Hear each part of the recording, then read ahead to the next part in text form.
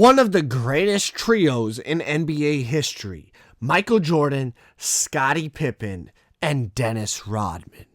The man that won 6 finals MVPs, 6 NBA championships, 5 regular season MVPs, and even captured an NBA Defensive Player of the Year award, Michael Jeffrey Jordan, arguably the greatest player in NBA history, was the unquestionable leader of the Chicago Bulls dynasty all throughout the 90s of the NBA. That Bulls trio also consisted of Scottie Pippen, one of the most underrated, disrespected stars in NBA history.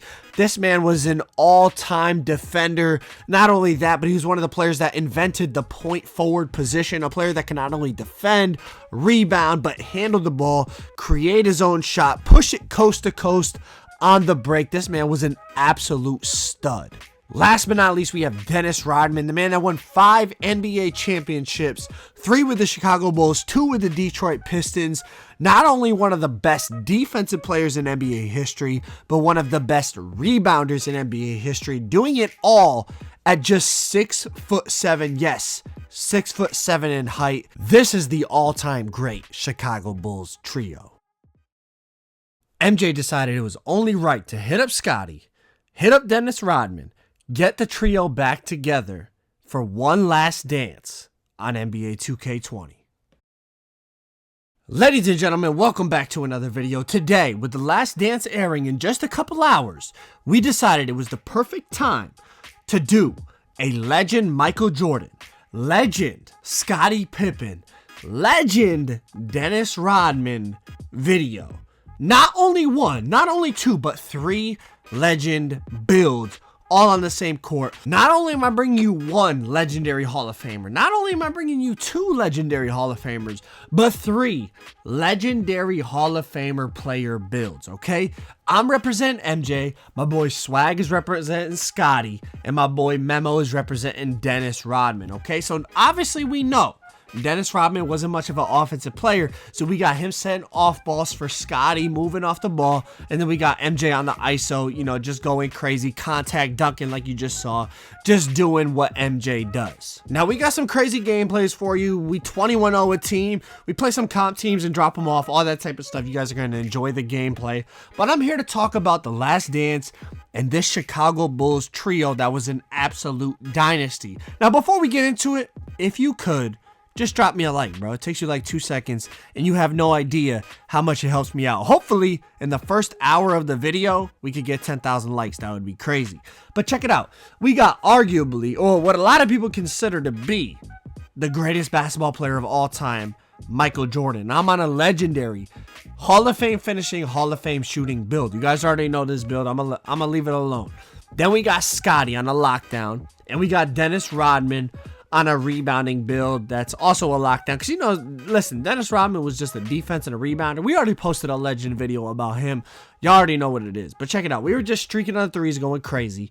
But listen, this is arguably the best trio in NBA history. Now, there's arguments to be made. I understand. I know y'all going to say Steph, Clay, KD, maybe Magic, James Worthy, Kareem Abdul-Jabbar, all them type of things. But I'm just saying, we got to give this trio our respect.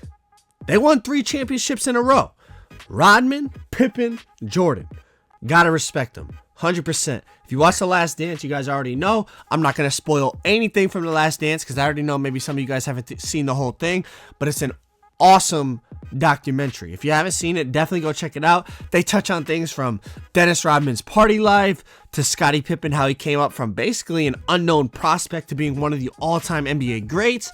And then, of course, they talk about Jordan, everything from how, you know, he hit the game-winning shot in college to struggling to win a championship, people calling him just a scorer, not a winner, to being, you know, 6-0 in the NBA Finals, to his dad, you know, passing away tragically. They touch on everything in that documentary, and it's absolutely fantastic. You guys should definitely check it out if you haven't already. But this is definitely one of the best trios in NBA history. So I felt, listen, all their jerseys are in the store. They got tons of Bulls gear in the NBA store. You should definitely go buy some if you haven't already. But I figured it's the perfect time to drop this video for you guys. As you can see, we got all the jerseys, we got all the face scans, we got all the animations, all that type of stuff. Look at MJ going crazy with the double step back. You already know what Michael does. But what I found interesting from these documentaries is how much people forget what Michael had around him. I mean, Scottie Pippen, not only was he a lockdown defender, but he's one of the players that kind of invented the point forward position. A player that was taller, but could also handle the ball, create shots for others, get the rebound, go coast to coast, all that type of stuff. People forgot about that. Dennis Rodman, a player that was a defensive wizard, a rebounding machine, somebody that would do the dirty work and not even think twice about it. Didn't care about stats, didn't care about points, didn't care about getting the headlines, just cared about doing what his job was and getting the win. And then you got role players like a Ron Harper, a Steve Kerr, a Tony Kukoc, these type of guys that all did what their job was, but I mean, you never really hear about them, you know what I mean? Like, these dudes were forgotten about in terms of the Bulls dynasty, in terms of the broad general public, but these dudes were integral pieces to winning championships for these Bulls teams. Another thing that stood out to me was Phil Jackson. In my opinion, the greatest coach in NBA history. But what the naysayers always say is, oh, well, Phil always had Kobe, or he always had MJ, he always had Shaq, etc., etc. Well, please explain to me what those players did without Phil Jackson. I mean, besides Shaq winning a championship with D-Wade down in South Beach, outside of that, MJ and Kobe never won without Phil Jackson. So if you're going to criticize Phil Jackson for that, we got to use the reverse psychology and criticize Kobe and MJ the same way. So stop it. Part of being a great NBA coach is, of course, knowing basketball. But another side of it is managing egos. And Phil Jackson did it better than anyone. We already know about the Kobe and Shaq feuds and how they always got heated with each other. Phil Jackson was the one that was able to at least control it to the point that they won a three-peat. Then we already know, MJ was a psychotic winner, just competitive freak.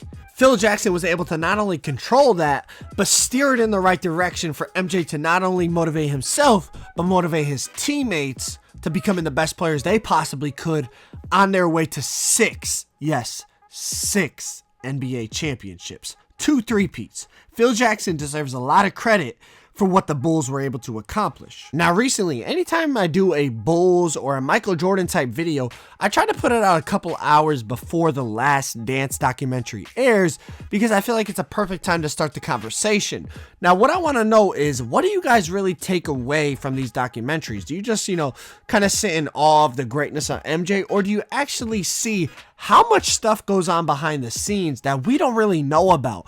All the kind of feuds between management and ownership and coaching staff and players that we don't really know about until later on when these type of documentaries air. I really enjoy that side of it because, listen, as someone that's played professional sports in their past, I know what happens behind the scenes. There's so much turmoil and so many conversations and so many questions that the public never even knows about, that when you watch these documentaries, it's like, wow, they were going through all of that while having to play basketball at the same time. You don't even realize it as a viewer, as someone that's just watching the games on TV. You think they just show up to the arena, get ready to play and ball out. But that's not the case. There's so much stuff in terms of money, in terms of politics, in terms of stuff going on behind the scenes that really, kind of could mess with a person, mess with a person's head, mess with a player's head, or a coach's head, or an owner's head, and kind of make them, they might act out of character, or make a kind of a rash decision, or a rash trade, or sign a contract they shouldn't have signed, as we saw with Scottie Pippen. Maybe he deserved more money, or whatever the case may be. These documentaries really shed light on that aspect of professional basketball, because we got to remember, it's not just like they're going there to ball out like we might do at the park or at open gym or whatever the case may be. It's a business at the end of the day. And this Last Dance Bulls documentary, I feel like, is really shedding light on that and is opening the eyes of the public to a lot of those conversations, a lot of those decisions that go on behind the scenes. But as you can see, man, we were going crazy. Shout out to my boy Swag and Membo for helping me make this video. We got all the jerseys, all the animations, the face scans, everything we could want to make the legend Michael Jordan, legend Scottie Pippen, legend Dennis Rodman, trio Bulls Dynasty video, man. Hopefully y'all enjoyed.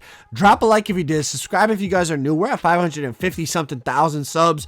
On our way to 1 million. I appreciate y'all. Y'all have a good day. I'm out. Peace.